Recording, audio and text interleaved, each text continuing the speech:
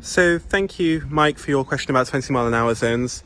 And I'm obviously sorry to hear that you don't feel they've been as successful as we all would have liked. I think what I'd say in response is that the early data we've got from Dalgarno and St Helens says that on some roads the number of vehicles that are speeding has fallen by 60%, and average speeds have fallen by about 10%, which is encouraging.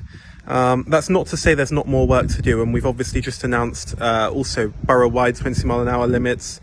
We're also looking at other traffic calming ideas around Dalgarno and St Helens.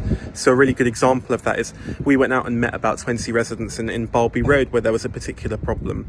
And following that meeting, we've installed speed indicator devices so that we can measure the speeds on that road and gather evidence and use it as a bit of a nudge tactic to prevent speeding drivers from going ever faster on our roads. During lockdown, one of the other things that we're doing is we're exploring the idea of a low traffic neighbourhood.